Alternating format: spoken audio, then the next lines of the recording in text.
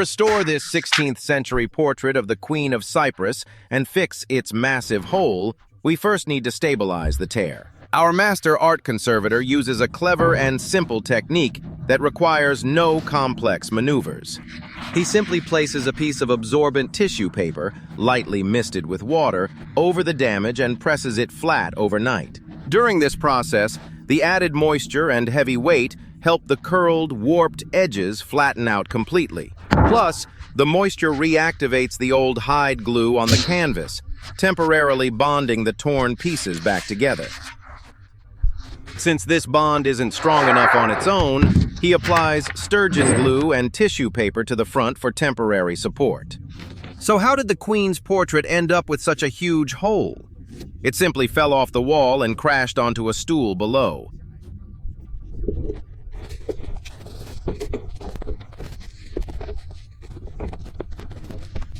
Now that the canvas has full support, the next step is to carefully remove the painting from its stretcher. We can clearly see that a full lining canvas was previously added to the back of this painting. Knowing he'll replace it anyway, the conservator safely cuts the canvas directly off the stretcher frame. This lining tells us the artwork underwent at least one major comprehensive restoration in the past. While that work was top tier for its time, those old techniques just don't hold up to today's conservation standards. Once off the frame, he easily peels away the old lining, thanks to the severely weakened adhesive.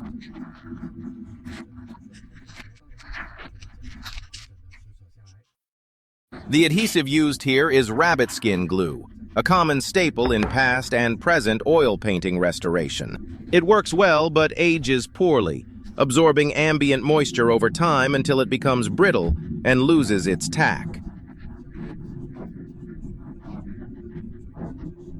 However, we can exploit this trait by applying a hydrogel to effortlessly lift the stubborn glue residue off the back. Between the canvas and lining, there's also a mesh that holds more glue and greatly reinforces structural integrity.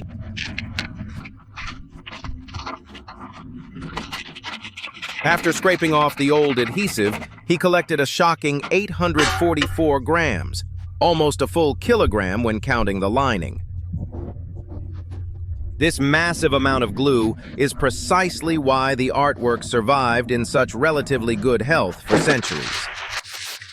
But reintroducing all that moisture during the glue removal inevitably caused the canvas to warp and ripple. To fix this, he uses a heated, pressurized, and humidified vacuum hot table to thoroughly flatten the warped canvas. Afterward, it must be pressed under heavy weights for several days to acclimate to the current humidity and prevent further warping. A few days later, he uses a little water to safely remove the tissue paper protecting the damaged area. Both the sturgeon glue and the rabbit skin glue are water-soluble proteins that swell, soften, and reactivate when damp. This reversibility makes them incredibly convenient for short-term structural support during restoration. Fortunately, the piece that broke off during the accident was saved, perfectly preserved, and fits right back into place. He temporarily secures this loose fragment back into the canvas using a specialized residue-free masking tape. For extra security, he bridges the tear on the reverse side using thin reinforcement strips made of tissue. Combined with the new lining, these strips provide dual protection, keeping the tear securely bound even if their individual impact seems minor.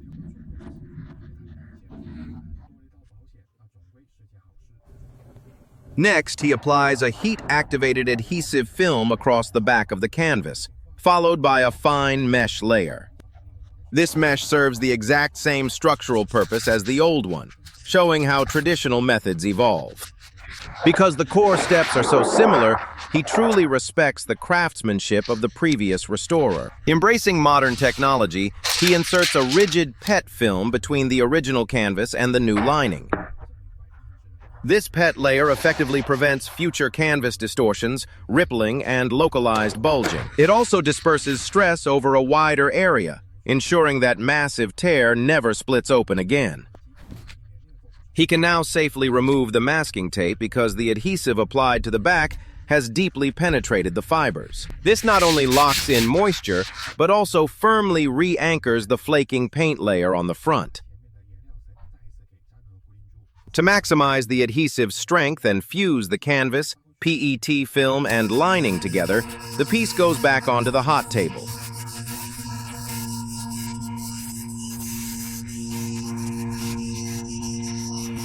Next is the most satisfying part of any oil painting restoration, using a custom solvent to strip away the yellowed, aged varnish.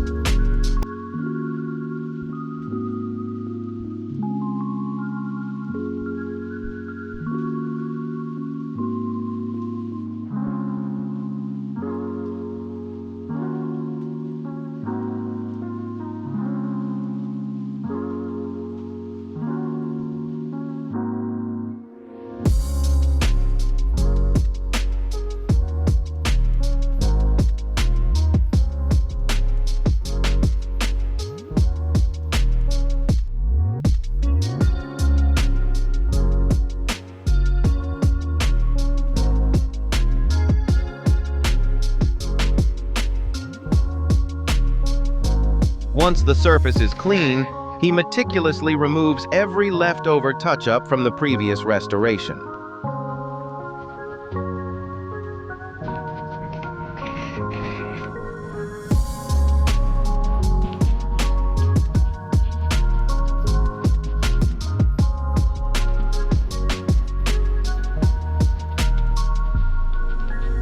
Afterward, he uses a white filling compound to level out all the areas where original paint has chipped away. This missing gesso layer is crucial. Without it, the oil paint wouldn't remain as stable, vibrant, and durable as it is today. The gesso acts as a protective foundation, isolating the paint from the canvas texture while greatly enhancing its adhesion and color saturation.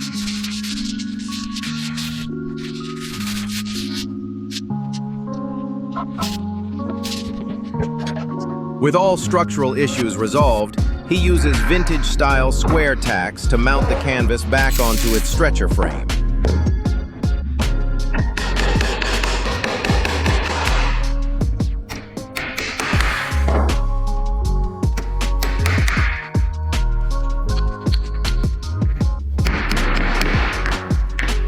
Before in-painting, he brushes a relatively thick isolation layer of varnish over the entire front surface. This familiar step seals cracks, revitalizes the colors, and creates a safe, reversible barrier for the subsequent retouching work.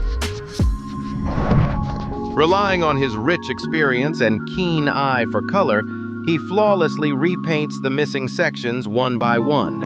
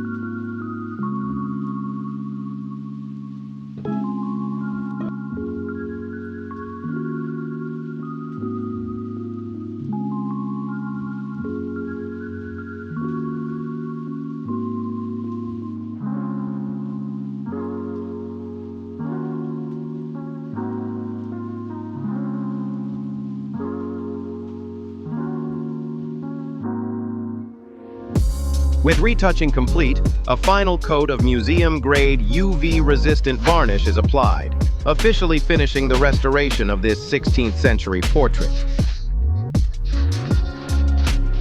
Let's follow the camera for a stunning before and after look at the artwork.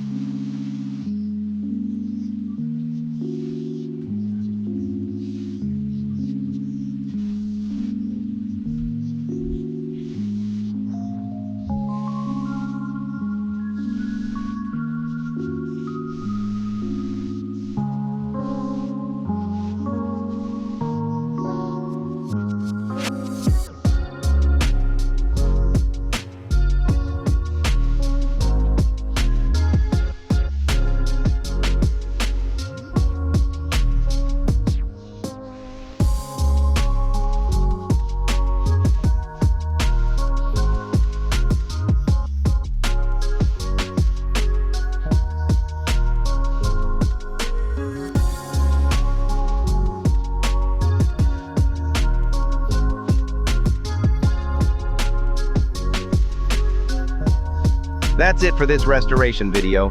Time flies when you're having fun, so thanks for stepping into Max's restoration realm, and bye for now.